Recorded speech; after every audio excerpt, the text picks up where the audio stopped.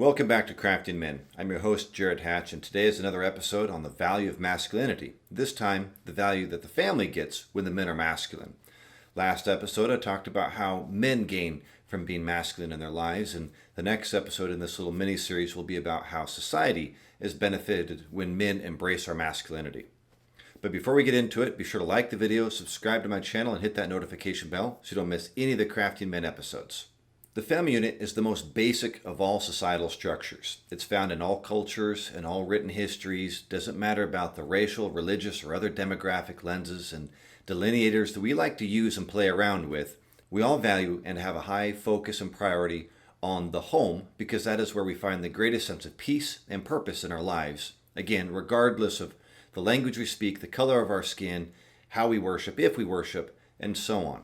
So with all this hubbub about toxic masculinity, I think it's worth the conversation about what that family unit gains when the man embraces his masculine nature.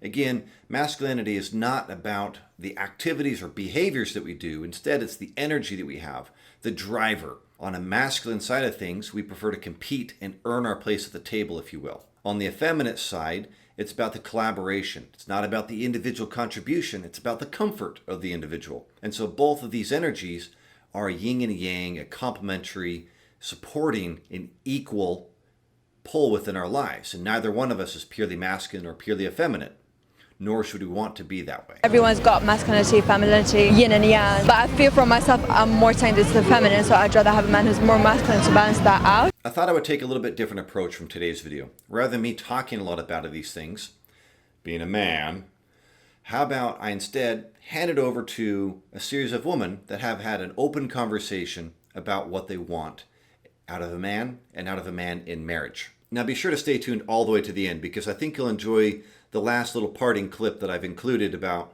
the proof of what women really want out of us men based on their own voting. We're going to start off with some fun here about what women want.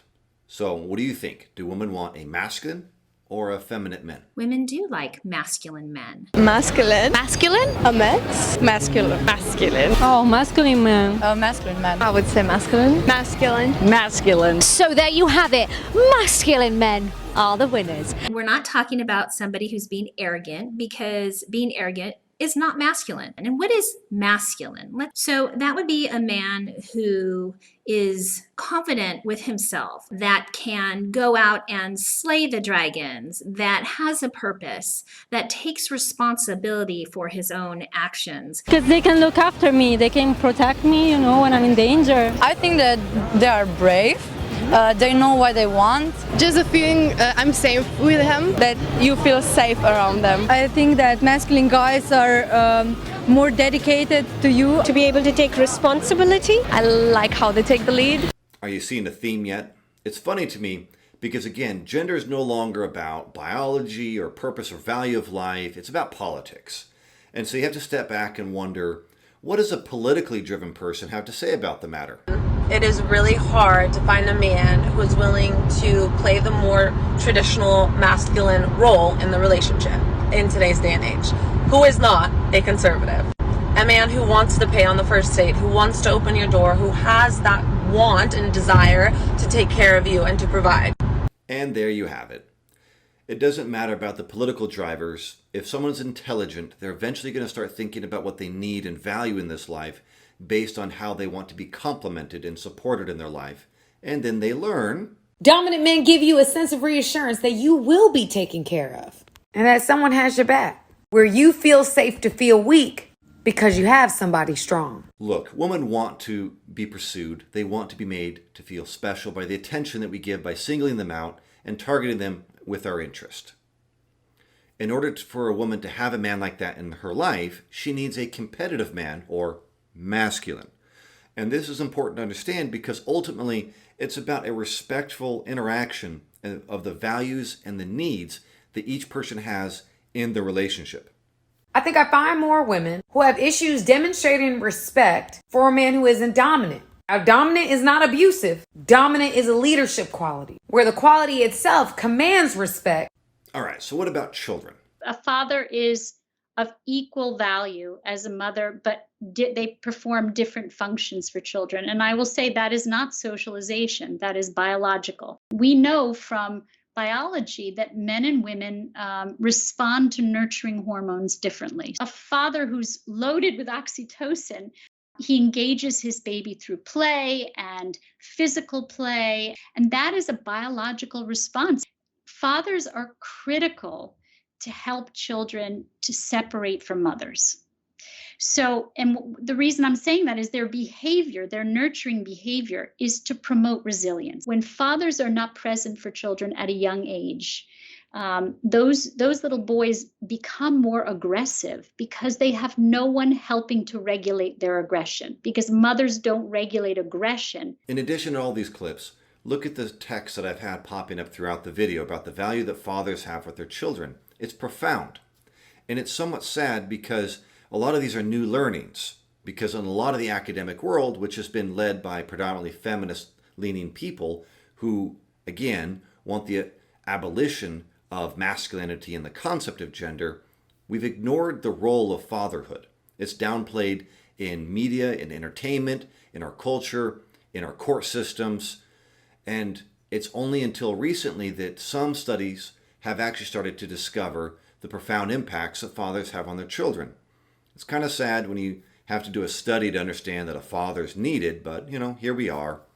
And then you have studies like this one, which I think is pretty interesting. The situation has now begun to change, referring to academics ignoring fathers, that is. The discovery of the father is one of the most important developments in the study of children and families. I love how it's a discovery of the father. Our failure to address the question of fathers' values is more than simply a matter of academic bickering. It is reflected in the shape of American family. Fathers are disappearing. Fewer dads are participating in the lives of their children, now than at any other time since the U.S. began keeping records. This shift matters because the effects of a missing father can be profound and counterintuitive, as in the age at which a daughter enters puberty. It's true. They've had studies that found that the better the relationship a daughter has with her father, the older she'll be when she enters puberty. There are girls as young as 7 and 8 that actually enter puberty in single mother homes, whereas with stable father relationships, they'll be 12 to 14 years old when they actually enter puberty. That might sound like an odd thing to discuss, but this is very important if you think about the chemical and hormonal changes that happen to the body. A 7 or an 8-year-old doesn't have the mental fortitude or development to understand and to process all the hormones that are going to be raging through the body and the changes that go through that, as well as the attractions and the urges that are going to go along with it. The sooner a girl enters puberty and the less connection she has with a positive male role model will indicate an earlier appetite for sexual and lascivious behaviors. Now, again, if you're talking to someone who's about, hey, live and eat, drink, and be merry, right? That may not sound like a problem. The more sexual partners a young girl has will increase her risk of pelvic cancer. It decreases her chances to have a reliable, stable relationship. It also increases her risk of interacting with boys who don't value or care about her as a person and will have emotional, lasting impacts as she struggles to have positive and rewarding relationships with good men. Again, it's a sad state of affairs when we have to have an actual value case discussion about the relevance of fathers. I don't understand how we got here. I'm irritated that we're here, but I'm a big believer in accepting reality. Embrace your masculinity, men. And for you women, encourage your man to be masculine. Encourage your sons and the men that you care about in your lives. Refute the concept that masculinity is a source of problematic failures. It is the absence of masculinity that is actually driving the problems that feminism attributes to men. The more masculine men that we have, the more stability we will have within homes, within personal lives, and within the community. Serious parts aside, I promised earlier that we'd have some fun. So, for the last bit of the video here, I've included a video montage of all of the sexiest men from 1985 through 2022. Again, kind of refutes the concept that women like dad bods or effeminate men pretty quickly. So, enjoy it. You'll have a great day, and I'll see you next episode.